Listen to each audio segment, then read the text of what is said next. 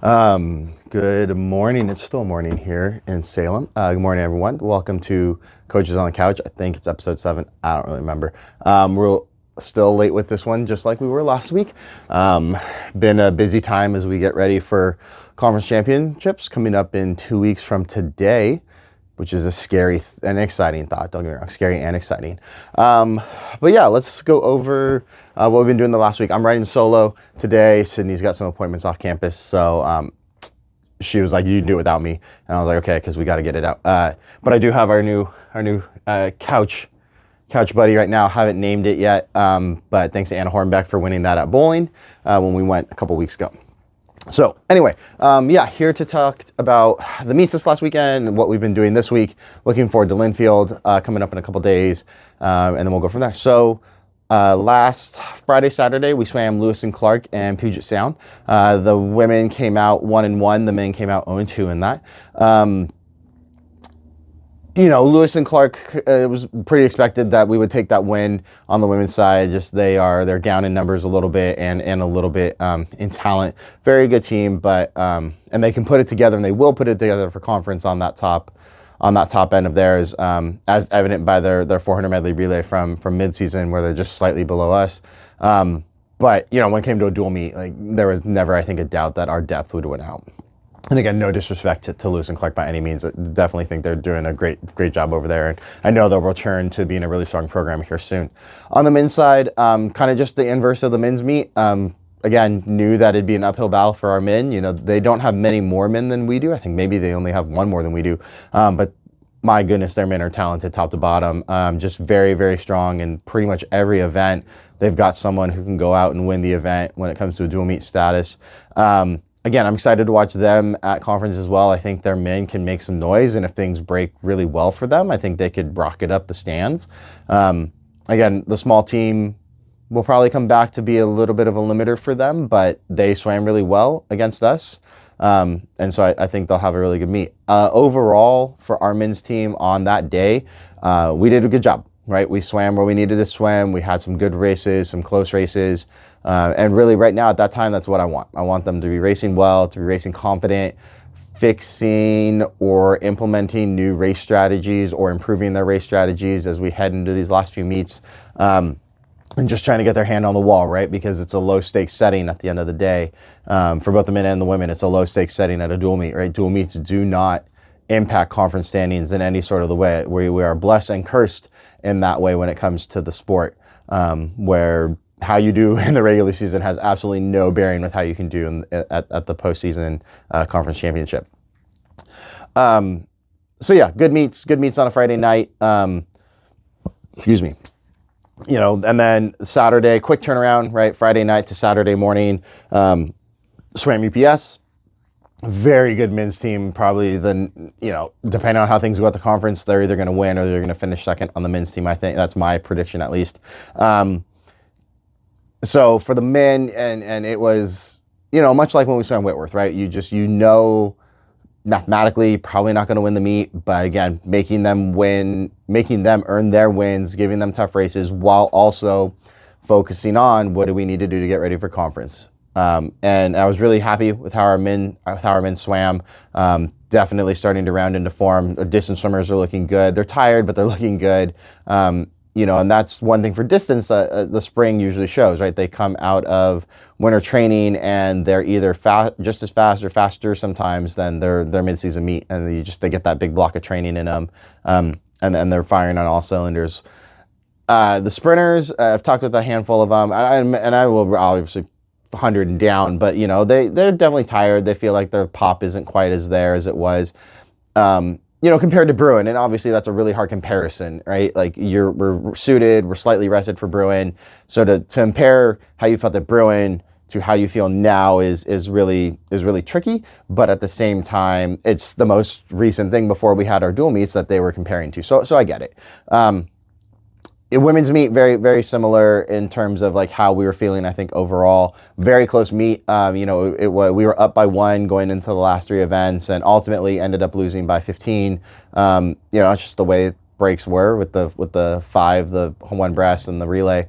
But that's maybe the closest we've been to Puget Sound in years. maybe since I've been here and even probably well before that. And so that's really exciting, right? Like that, I think that shows that our women's team is moving in the right direction. Conference will be a very interesting. Again, their top end talent is very, very good. I don't know if it'll be reflected how much we close the gap on them, I think in terms of talent.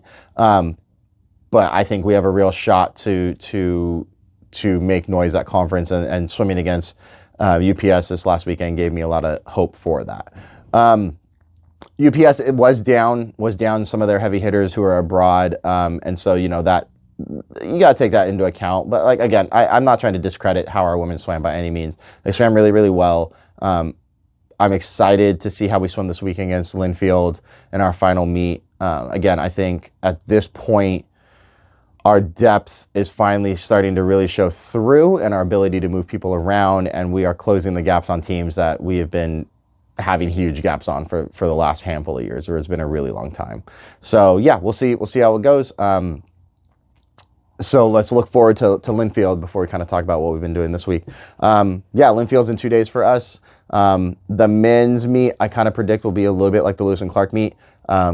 Mathematically, we will probably come out of that with a loss, but I think we will really push them in where we're strong, and we'll race hard in areas where we've, our team is a little bit weaker in.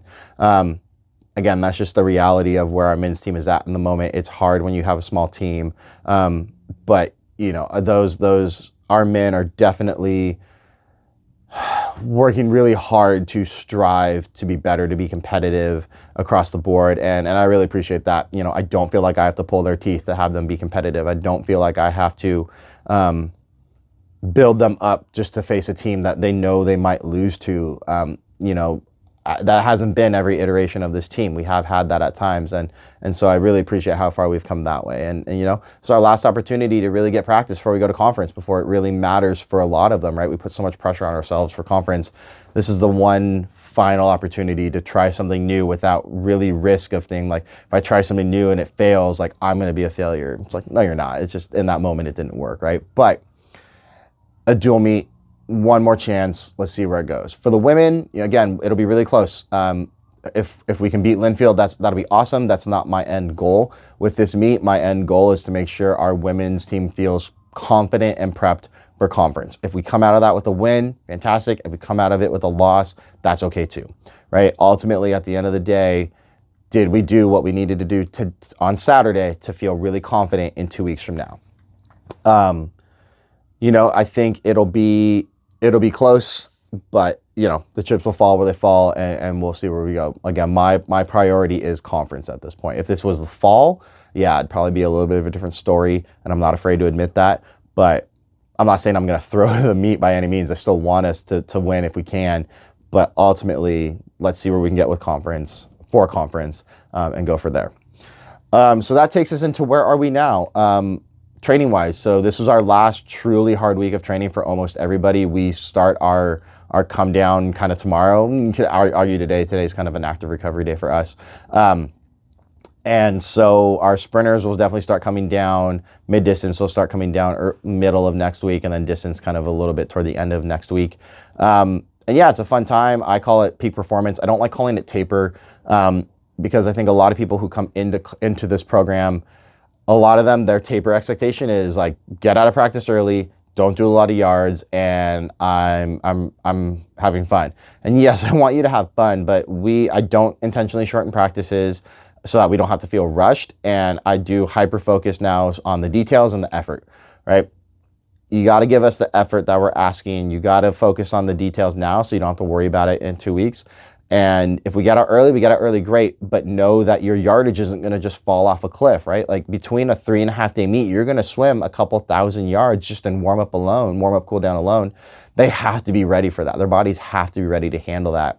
And so even the sprinters will not drop down to super far. Their intensity yardage will drop, right? And the duration or the overall how much we're asking of them will drop to start to preserve energy. But they're not going to do 1,000 yards and call it good. That's just not the way I run our program. And maybe that means I need to take a look at it, right? But we've been very successful in the way we've done it the last 7 years since I've been in charge, and even before that with Leslie, the years before that, we've always had a good conference meet. This was our last week in the weight room, so we're done with early mornings. you know, our next morning practice will be not this Saturday, we're at Linfield, but the Saturday after that. That's the last time we get in the water before it's an afternoon time slot. So yeah, we're getting toward the end. Just getting exciting. Definitely a stressful time, I feel like, for me as a coach. I just always get anxious around this time. It's managing not only their nervousness, anxiousness, self-doubt sometimes, like, you know, managing them, but also my own, right? Like, I'll be honest here for a little bit, like, imposter syndrome definitely sets in. Like, did we do everything we needed to do? Did I do good enough job? Am I writing the right type of practices for peak performance? And, you know, what helps ground me is reflecting back to them, right? And like, the team has always shown that they can step up when they need to, and they can do hard things when necessary, and they can race hard and do that and be confident. And that helps me remember that, not that their success is because of me, by far from that, but that I'm guiding them correctly, right? And so that's what I always have to remind myself during this time. So if any of the team is watching this, which I don't know if they do or not, but if any of the team is watching this, I'll apologize now if I seem a little snippy in the next week and a half. But it's just because so many things are going through my head at the moment as it relates to taper, and know that it's probably not something that you did. It's me, not you. So anyway, but yeah, I will try to be back on Monday with Sydney in a more consistent release, and we'll talk about how Linfield went. We'll talk about what looking for the week forward, and then the week after that will be the week of conference. We'll do another one, and we'll kind of. Maybe we'll do a little preview of conference then. Maybe we'll do it next week so that it's not the week of, and I'm not stressing myself out that way. But yeah, look for either next episode or the episode after that, kind of a conference preview of where I actually think we have a chance to be really well, both on the men and women's side. And maybe I'll do a prediction of where I think we'll finish, although I don't know, maybe I won't do that, just because I feel like I don't want to set myself up for expectations that I don't have control over at the end of the day. And I don't want, again, anyone to see this and be like, oh, well, they think they can get this placing. Like, let's prove them wrong. I don't think that's how it would come off. But I also, again, I don't want to set unnecessary expectations and stress on myself or my swimmers. So anyway, with that, thanks again for watching. We'll be back hopefully to our regularly scheduled program next week, doing these on Mondays. And we'll see you all soon. Thanks again for your support. We'll see you.